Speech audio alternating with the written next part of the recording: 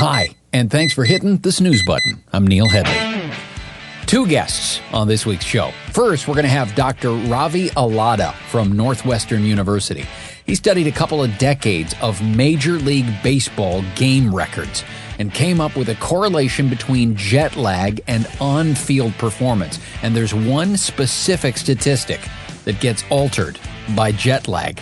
You'll hear him describe that in detail. And as a second part, in kind of a celebration of the arrival of the Major League Baseball playoffs, we're going to talk to Dan Shulman from ESPN Radio, the voice of Major League Baseball. Guy who's pretty much in a different city every night, and that's got to take a toll on your sleep. But first, let's get to Ravi Allada from Northwestern University. So the very first question that always goes to every guest on the Snooze Button podcast, whether they are a rock star, a neuroscientist, somewhere in between, don't feel like I'm singling you out. How'd you sleep last night? Not particularly well, actually, which is ironic. So when you can't fall asleep, because everybody, particularly experts, interestingly enough, have sleep issues. They all have different answers. What do you do on a night when you can't sleep? What's your trick? Well, the fact that I didn't sleep well means I probably haven't come up with a good enough trick yet. However, I just would preface this a little bit for your audience by saying that the notion that we should go to sleep at night and then just sleep all the way through the night and wake up in the morning is probably may not be typical, let's just say. Most animals, in the animal kingdom, they sleep in bouts. It's actually fairly unusual for any organism, and including human beings, to just go to sleep at one time, then get up the next day, and then stay awake until the next night. Of course, we know, for example, that in many cultures, a midday siesta is part of the culture, and that's probably also part of the biology. We all go through kind of a dip after lunch in the afternoon. And we go through dips all during the day where we could take a nap. Some people do take naps. Even some companies are providing nap spaces for their employees because they think it'll help improve overall productivity. And it's also, on the other side of the coin, waking up in the middle of the night shouldn't be seen as necessarily abnormal. And I think a lot of people are anxious about waking up in the middle of the night, which then the anxiety triggers more problems in terms of falling asleep. So first off, I just wanted to pass that on, that waking up in the middle of the night, that's not, doesn't mean you have a problem. That being said, I do have a problem. I have trouble getting back to sleep. And so I do a couple things. One is I just try to think about something really boring in bed. And then if I can't sleep after 10 or 15 minutes, I might get up and do something boring. Now, for me, something that's relaxing, and this is probably not true for most people out there, is I'll do a little work. I might answer some emails, that kind of thing. And somehow, I don't know why, I find that relaxing. Maybe because I'm thinking about work at night. And so if I just I'm able to take care of some of it, that kind of alleviates some of the anxiety or stress that might be keeping me up or keeping my mind active. And then I usually do pretty much better going to sleep. And I'd say that's probably one of the major things. I think a couple things just to pass on to your audience is that, because I probably wouldn't give the advice of what I just did, because you shouldn't be looking at a computer screen. That's going to keep you awake. I put a certain red filter on mine that limits the amount of blue light, which is particularly bad for keeping you awake. And other things, just like not drinking coffee too close to bedtime, not doing heavy exercise before bedtime, not drinking too much alcohol before bedtime. Those are all things that help you sustain a restfulness. It's remarkable how much we keep learning about sleep. The thing I keep saying, and it's becoming, I feel like, almost a crutch in every episode, but I always talk about how, it's one of the few things that everybody on the planet does, which you would think we would have this really massive sample size by now to have been able to lick all of the sleep problems. But there's a new study that comes out every day. You talk about alcohol and sleep, and it was about 3 months ago or so now, when the study came out that talked about, yes, alcohol will help you fall asleep, but man, will it be lousy quality sleep once you're there. That's correct. Talk to me about your baseball study, because I'm fascinated when people come up with new angles to look at the way humans and sleep coexist, or in some cases don't coexist at all. And I have a hunch that sleep is maybe a small subset of the study that you did, but give me the background on this. First of all, where did the idea for your study of specifically, I guess, jet lag and sleep come from? Did it come because you are a ravenously obsessed baseball fan and this was just another way of diving into the stats for you? Or talk to me about where this all came from. Well, the thing you mentioned is one of the reasons, a major reason. I think it was sort of a confluence of two of my interests. One is my scientific background started in the area of circadian rhythms. And obviously, circadian rhythms are 24-hour rhythms that govern many aspects of our biology, our behavior. And of course, probably the most prominent example of our 24-hour clock is our sleep-wake cycle. We wake up at a particular time of day and we go to bed at a particular time of day. That happens about every 24 hours. Even if I put you in a cave, that will still happen. It'll be about every 24 hours. You'll still wake up and go to sleep. Even if you didn't have a clock near you, nothing. It's all internally driven by a biological clock. So I've always been very interested in that clock. And at the same time, since childhood, collecting baseball cards and being interested in statistics, I was always interested in baseball as a great sport for doing statistical analysis. And I grew up at the time when the sabermetrics books of Bill James were just coming out, and so that was a very exciting time to get me involved in statistical analysis of baseball.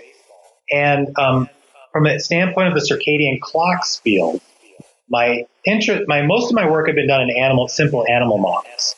But I also had a clinical background as a physician.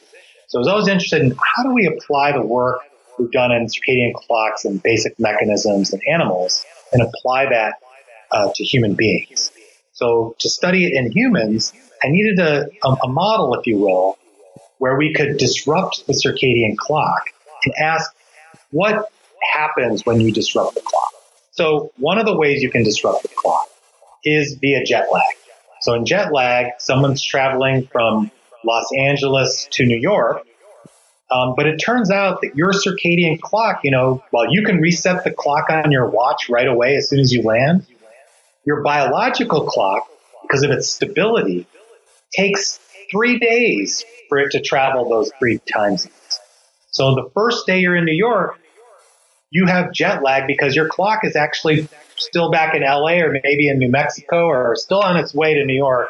It hasn't quite arrived at the new time zone. So jet lag gave us a way of looking at what happens when you disrupt that clock. And then baseball gave us a way of studying performance of people who travel, because the schedule is so dense and there's so much travel going on.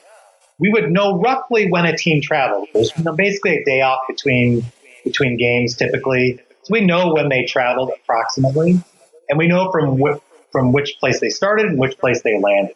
So we knew something about the travel. We knew players are jet lagged. And then we have the wealth of statistics in baseball that allowed us to measure the impact of that jet lag on performance. And I should just say, just as a way of acknowledging other work done in the field, there are other people who approach this question and have found that jet lag does impact things like winning percentage. Our study was unique and different in the standpoint of we were looking at a much larger set of games, almost 40,000 over a 20-year period. So much larger data set. We wanted to try to understand if there were specific aspects of performance which were impacted by jet lag. In other words, okay, we know that you won't perform as well. Your team will lose more frequently when you're jet lagged. We wanted to understand how that happens.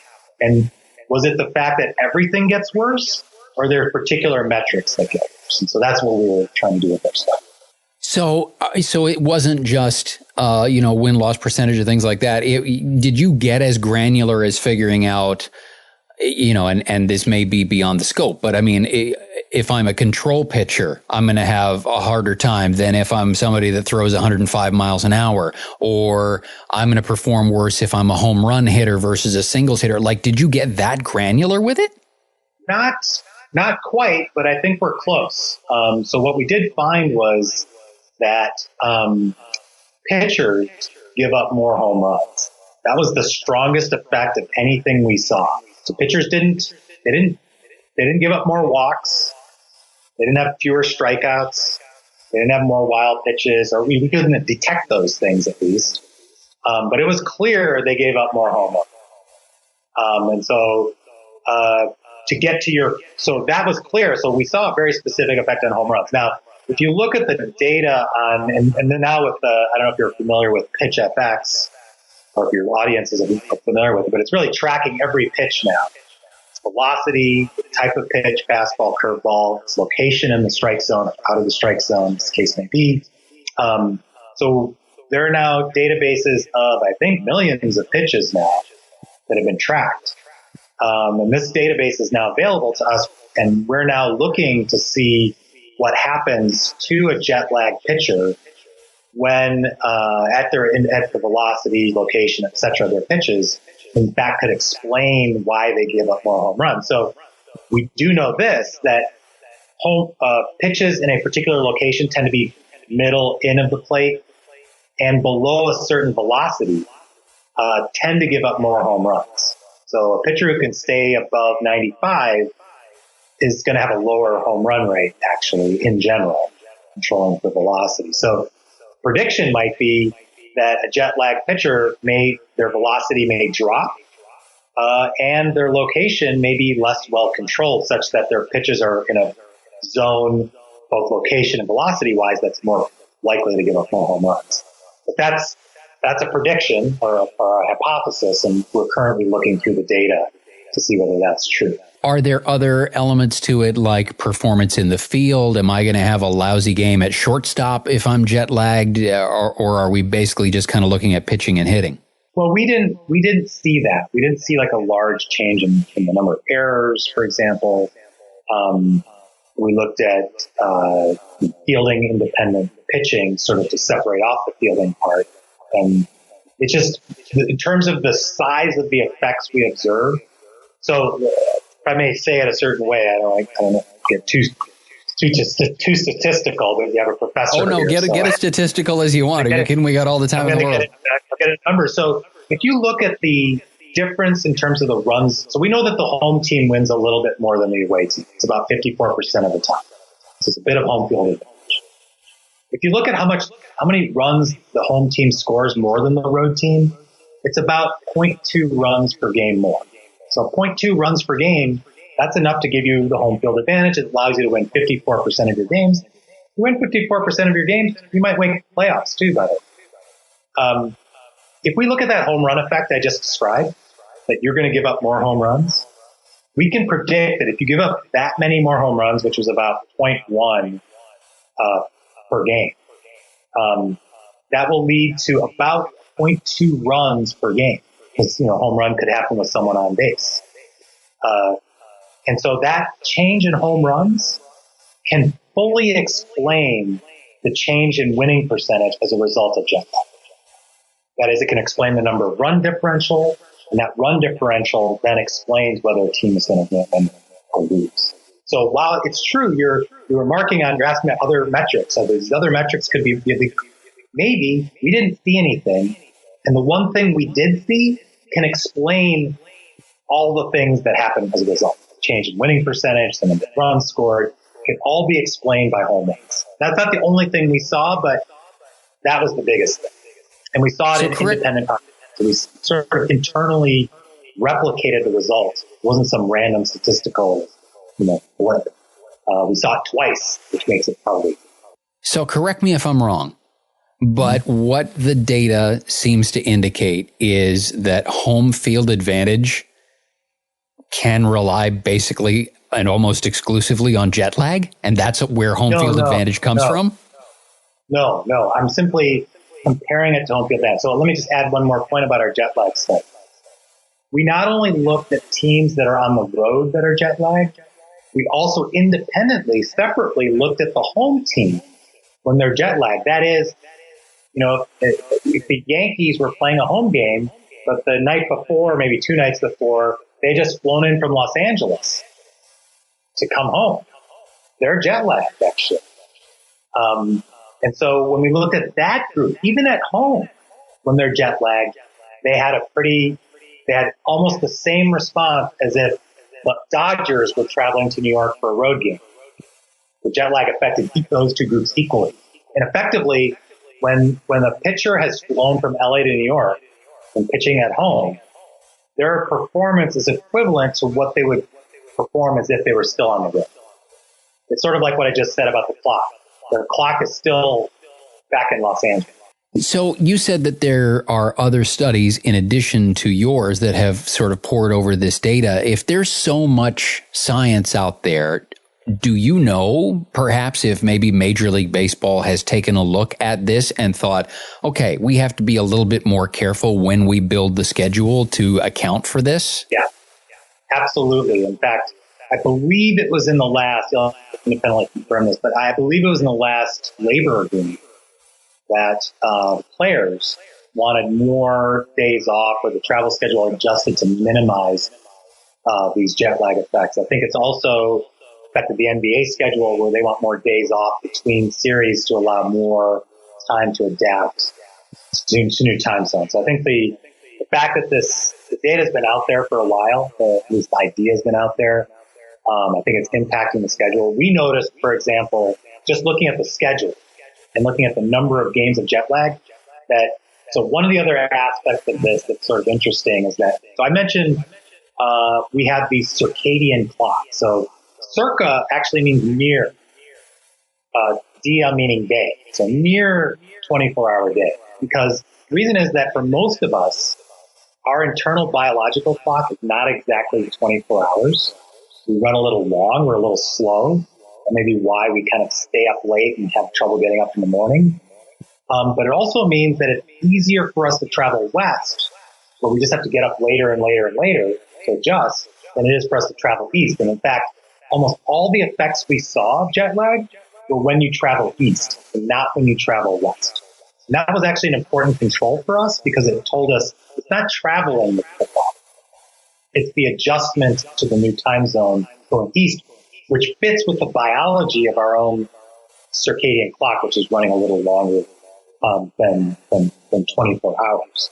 And so Major League Baseball has altered the schedule. We saw this in our data sets, where if a team, I gave you the example of flying from LA to New York, as it turns out, that's a vanishingly rare circumstance in the schedule. Major League Baseball will have a team fly from New York to LA, so going to west, that's easier for our circadian clock. But when that team is coming back, they're going to go LA to Denver, then they're going to play next series in Chicago, then they're going to play their next series in New York.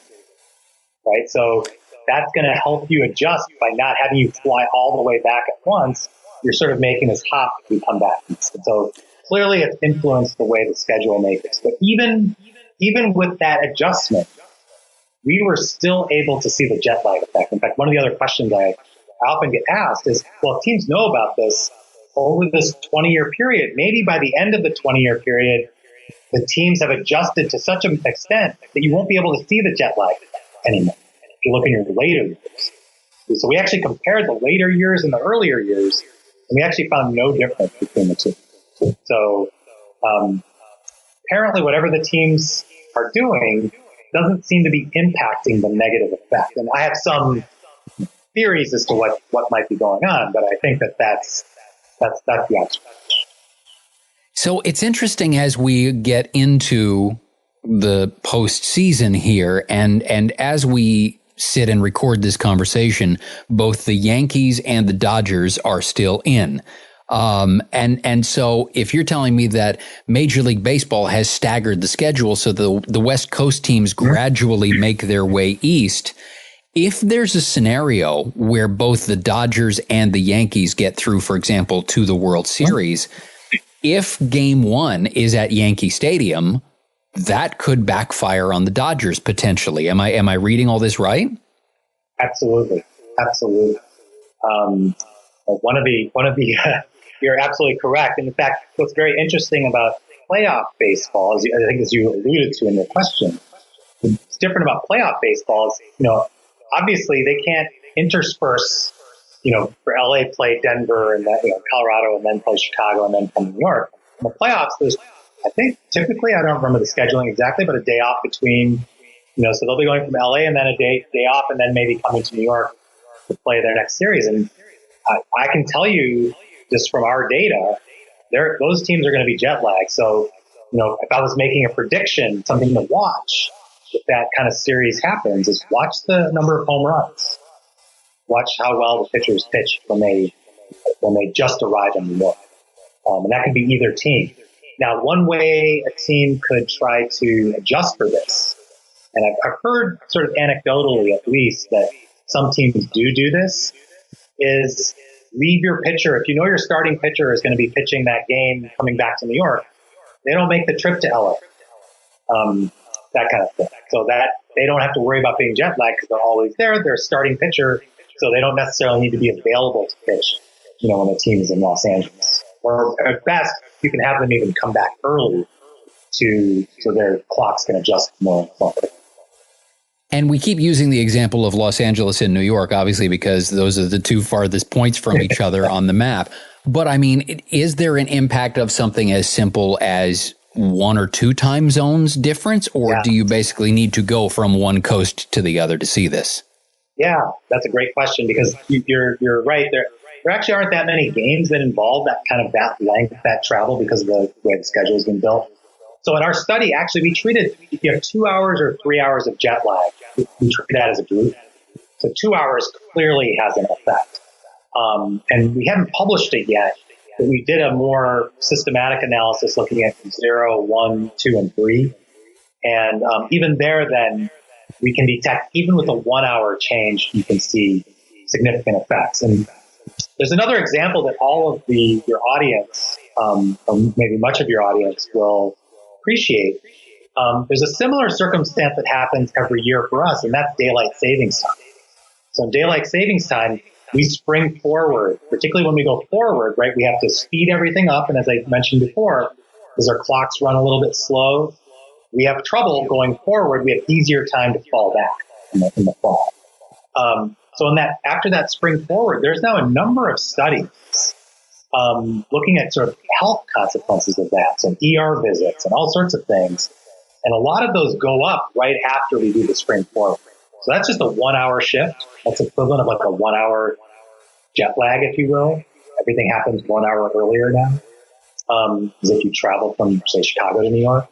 So we know there's health consequences of that. And I would just say in our data set, we also observe performance effects. And, really we focus a lot on that home run thing. So even an hour of jet lag, and it's hard to believe because most people think that that's kind of minimal.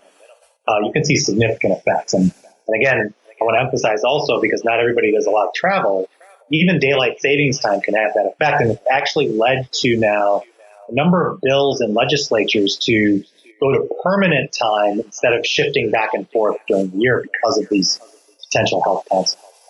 It's funny. I got a note from a friend when I told him I was going to be talking to you today. And he's also rabid baseball fan. And he sent me a note. He said, I've heard about this guy's study, meaning yours. And he says, I've got people in the sports betting industry who tell me that they look at his study and they use it as a factor when they're putting out the odds for various teams and various games that are going on a day-to-day basis. So I'm not sure if that's the impact you wanted to have, but it's certainly out there, and people are taking all this information seriously. It's fascinating. The thing I find amazing, and I don't often write down questions in advance, but the one thing that I absolutely wanted to ask you about was, and you covered it off anyway, so I didn't even need to go there, was the idea that, there wasn't much of a shift from the games 20 years ago versus now, because you look at conditioning of players and everything.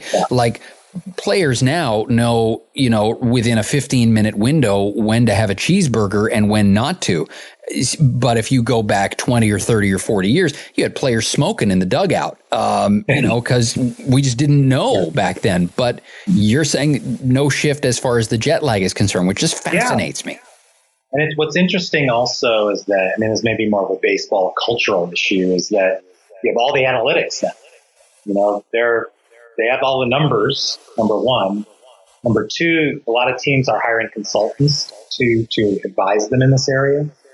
So there's a ton of information out there, but sometimes there's a gap between having the numbers, knowing the right thing to do, and then actually putting it into practice. And it could be that, if you're a highly paid superstar player, you may not see the value in some of this number crunching. So I think that there may be the gap is right there. That's my guess. I start to look down the list here for, at least as of you and I sitting down right now, and who's in, and I'm seeing the Astros and the Dodgers. There's a lot to think about as the playoffs unfold this season. And now you've given me an entirely different way to geek out and watch this thing this year. So I appreciate it. Ravi, thanks for making time for this. I really appreciate it. Thank you, Neil. Thanks for having me on. There you go, Dr. Ravi Allada from Northwestern University. And as promised, part 2 of our special Major League Baseball themed episode this week as we bring you Dan Shulman from ESPN Radio, the radio voice of Major League Baseball. First of all, I'm going to give you the same question that every guest on the Snooze Button podcast gets, be they a rock star or a neuroscientist or somewhere in between. And it's a loaded question for you, given what you were up to. How did you sleep last night? Well, I'm on the West Coast and I'm an East Coast guy, so it was my second night on the West Coast. So I fell asleep in a heartbeat, as I normally do. I think I was up until about 11 o'clock West Coast time, and I woke up at about 5:15 West Coast time. So for me, that's not bad on my second night out west. My first night here, I was up at about 3:45 because I was still totally on East Coast time. So, to get six and a half hours on my second night out west is actually not a bad deal for me. I am so envious of you because for people who listen to the previous episodes of the show, I have, and I just got diagnosed with it 2 weeks ago, restless leg syndrome. And so my 30 years of trying to fight insomnia that I was ready to blame on the fact that I've been waking up to do a morning radio show for 30 years, I find out instead that the reason it takes me 3 hours to fall asleep every night is because of restless leg syndrome, where I kick violently every 45 seconds all night long. So you tell me that you fall asleep right away. I'm very, very jealous. Do you not, though, sometimes? I mean, I know the game that you were covering last night for ESPN, it was as close as a blowout as you were going to get. I mean, I don't know that the game was ever in question, but is it ever tough when you get back to the hotel after a game that you're just so wired because it was an exciting game? Or have you gotten over that part of your career now? Sometimes it's tough. I mean, sometimes I go straight to the room, and sometimes I go out for a drink or a bite to eat. It depends what time the game starts, right? So this game in question that I did in Oakland started at 5:09 local time. So it was late back east, but for me, it was over 8:30, whatever it was. I was back at the hotel 9:15, 9:30, and met up with a couple of old friends who I haven't seen in a while, and we had a little bite to eat and a couple of drinks. So that got me to about 11 o'clock. There are times when sometimes I just, 7 o'clock game, 8 o'clock game, whatever the case may be, go straight to the room, and I can pretty much go right to sleep. Now, if it was a really exciting game, maybe I do the wrong thing. I turn on the TV, I turn on the laptop, I get on my phone, I get on Twitter, or whatever the case may be. And then once you do that, of course, even though you're going to make that's going to make it harder to fall asleep. If you're curious and interested, you end up doing it. But if I'm being smart, if my flight is early the next day, that's part of the equation too. Am I flying the next day? What time is the flight? So if I'm being smart, I go into the room, I brush my teeth, turn off the lights, get into bed, but it doesn't always work that way.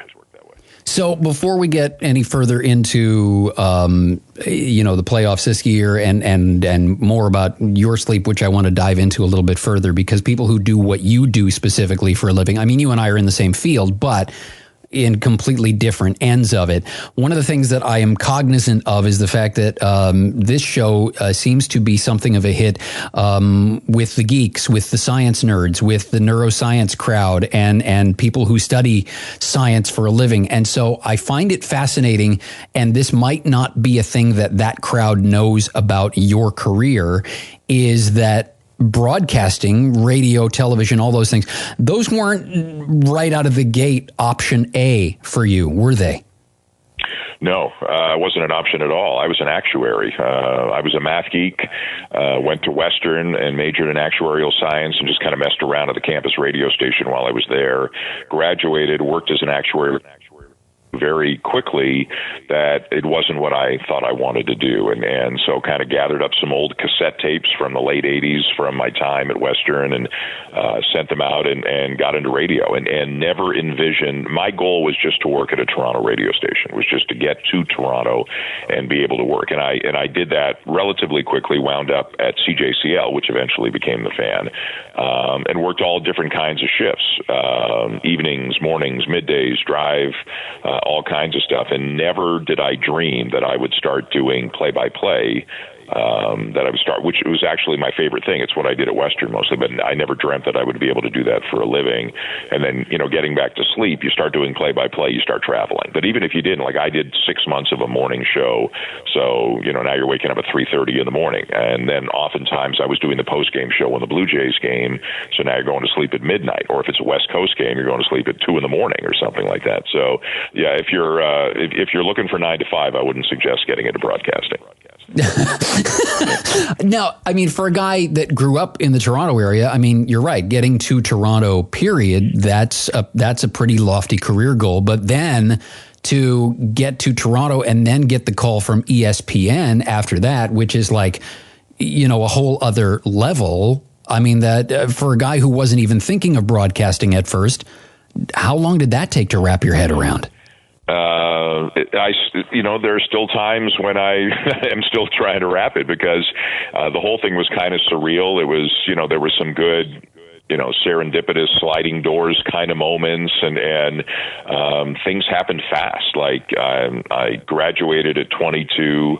I was in radio at 23. I was in Toronto at 24, and I started doing some part-time stuff for ESPN at 26, and I started calling games for ESPN at 28, and it came quickly, and it was all like it felt like I was on a ride or something like that. It was I never thought about ESPN. I never thought about television. I never thought about play-by-play. I just assumed I would be a radio guy doing sportscasts, and that was great. That was fine. And I was very lucky. The Fan was starting, and the Leafs and Jays were both great then, so there was a lot of excitement around them and a lot of ears. And then the Blue Jay, Jim Houston, who was doing the Blue Jays, left, so I wound up doing some Jays, and ESPN heard me, and boom, boom, boom, and it was wonderful. It really was. It was a very exciting time of my life. I was young and very driven to. Once I got a taste of it, I was driven to see where I could take this, and so it's a period of my life I look back upon very fondly. I remember when you first hit the radio scene in Toronto because you are, I think you're 22 days or so older than I am. So we're a very similar vintage and similar length in the business too. Is it the actuarial sciences that made baseball a natural fit for you? Because that was my first association with you, was always baseball. Is that the statistical nature of what you already were doing that made baseball an easy segue? Maybe. I loved it. I became a baseball fan April 7th, 77. I was 10 years old. Blue Jays are born, and I became a huge fan right then. And the math part of my brain, it's not nearly as strong now as it was back then, but the math part of my brain, I think, drew me to baseball as a kid. But I love the strategy of it and the subtlety of it, and I just love everything about it, actually. So I would assume there's some connection between the math part of my brain and my love for baseball, and it's helped me on the air a little bit. I can, calculate ERAs and batting averages a little bit quicker than the average guy probably. So, but I'll be honest with you, I love basketball, I love hockey, I love football. Like, I'm a basketball, baseball announcer. I easily could have wound up doing hockey and football. The opportunities that presented themselves to me were in the baseball and basketball field. That's where things opened up. Had it opened up in hockey, you and I might be talking about me being a Sportsnet hockey announcer right now or something like that. So part of it was opportunity, but I think part of it is I was always drawn to baseball. You're a guy who, I would love to have access to your frequent flyer miles, because I'm sure you're all over the place all the time. Yeah. Tell me about the challenges, because we've just talked to Ravi Allada about the challenges for, professional athletes, particularly those who are going from the West Coast to the East Coast to play. But for you, who's potentially in a different city every night, talk to me about the impact that has on you, and particularly we'll get back to your sleep, because I'm assuming sometimes that's got to be a challenge for you.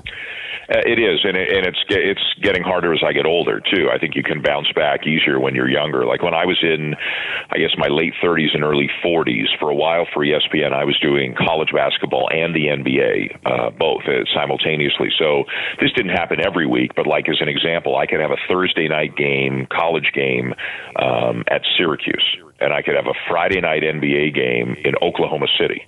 And then I could have a Saturday college game in North Carolina, and then I could have a Sunday night NBA game in Memphis.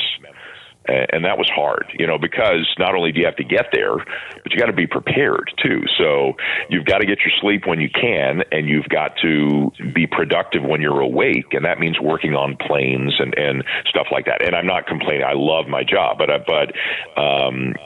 back then I could get by night after night after night on 4 hours, 5 hours, 6 hours, and still manage to do the games. I can't do that anymore. But so for an example, this week I spent the weekend in St. Louis. I did 3 Cardinal games.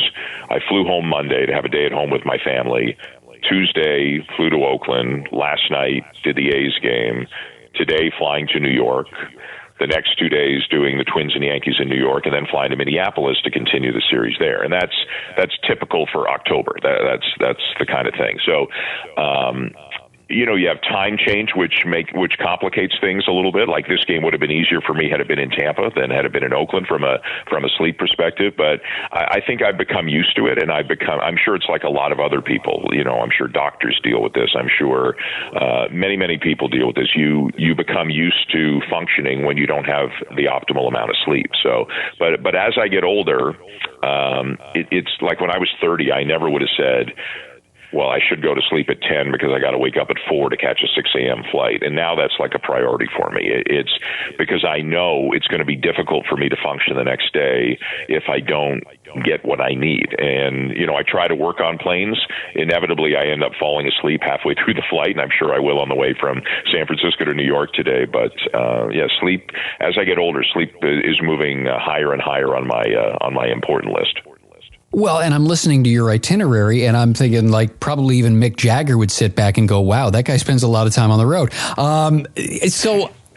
In terms of, and you mentioned this is getting more difficult as you get older, and I think it does for all of us. So are there things that you have come to lean on? Do you have, for example, because I'm always eager to get these, do you have a sleep hack that I should go and try out? Like, here's what Dan Shulman does when he's on the road and he's having trouble falling asleep? No, and again, falling asleep is generally not an issue for me. Staying asleep sometimes is an issue. Like if I wake up in the middle of the night, sometimes I have trouble falling back asleep, and I always thought it was kind of a cruel twist of fate. When you're young, you never wake up in the middle of the night, and if you do, you can go back to sleep.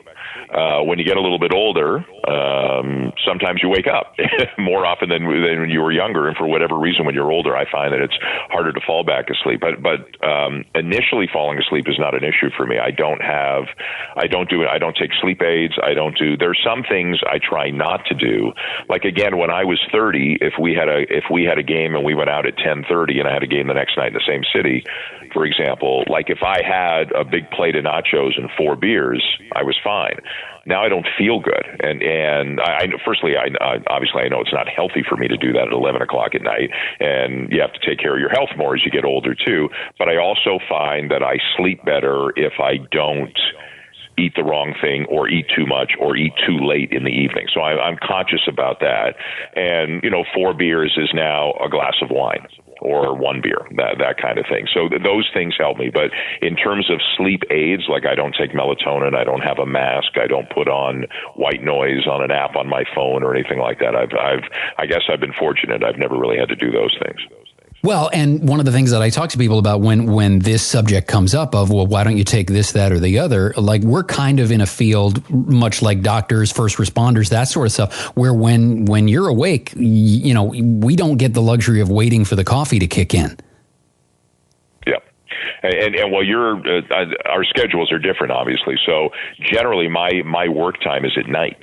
And I don't drink very much coffee. I usually have like one morning coffee, but if I do a 7:00 game, I don't have a coffee at 6 p.m. or anything like that. I don't drink Red Bull. I don't drink 5-Hour Energy. I don't drink any of that stuff. So you're right. You have to do it. You just have to do it on natural adrenaline or manufacture it if you have to do it. And then you'll have the odd night, and this happens in baseball more than any other sport. Like every now and again, a game goes 15 innings.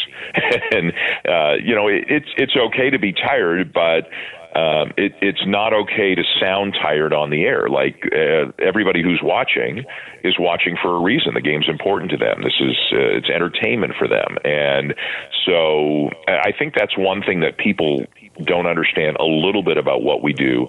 I don't want to say it's performing, but it's like a singer on a stage. It's like an actor in a play. You're being yourself, but you have to provide a higher level of energy than you would if you and I were just sitting there watching the game or out for dinner or at a bar or something like that. So there are games, and it's happened a lot to me in the playoffs when there have been long games, and I do radio in the playoffs, and radio for me, for a play-by-play guy, requires more energy. It's just you're driving the bus more as a play-by-play guy on radio than you are on TV. And there are games where I've gotten off the air in the postseason in October, and I've said, I'm wiped. Like, I'm really, really tired. But again, you find a way to deal with it. It's a wonderful job that I have, and if being a little bit tired here and there is the worst thing, that's not so bad. I just have to make sure that when I have the opportunity on an off night or something like that, that I'm smart and I get back on track with my sleep. I'm very conscious of your time, so I've only got one or two more quick things to throw at you.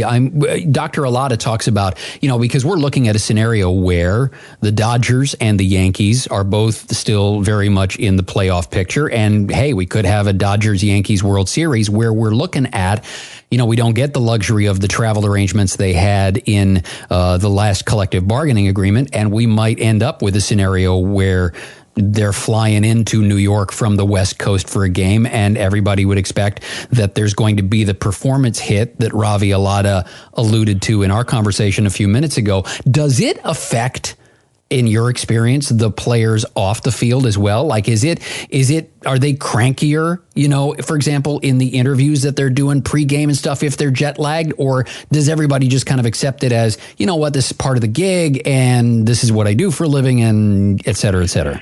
Yeah, I think it's part of the gig, but like there are times, when I was 20 years ago, teams took batting practice every day. Now they don't, because rest is more important. If you have a Saturday night game and a Sunday day game, like if you're somebody who's lucky enough to get like passes to be behind the cage during batting practice, don't do it on a Sunday. Nobody hits on a Sunday, and that's 100% because of rest. Extra inning game, cancel batting practice. Long flight in, cancel batting practice. They call it show and go. Just get to the ballpark and go play. Be there 45 minutes before and go play. And I think that's smart. So, listen, if we have a 15-inning game and then we're back in there for a day game the next day, when I walk into the clubhouse, it's a little more sparsely populated than it normally is, and everybody's a little bit more subdued than they normally are. So whether there's for sure there's a decrease, I would imagine, in performance, and they're professional athletes, but they're like anybody else. They're like anybody who, a doctor, a plumber, a broadcaster, a teacher, anybody who's had a short sleep night is going to be a little bit off the next day. And that's, we're all human. So I think everybody gets it. But when they say play ball, they got to play, and we got to call the game, and everybody does it as best they can. Well, and like Ravi said just a few minutes ago as well, I mean, if you look at this Dodgers-Yankees scenario, if the Yankees recognize that their Game 3 starter is going to be on the East Coast, there's no point in having him at the games in Los Angeles because then he's just going to be fighting jet lag when he comes back. So I'm sure you see that all the time too, especially in the playoffs where there are players that just don't make the trip because they don't need to be there, and why add extra travel and rest issues on top of an already complicated situation? Yeah, it's interesting. You see it in the regular season when a team will send the next day starter, if he's starting at home in a different time zone, they'll send him home early. They might fly him home commercially a day or two early.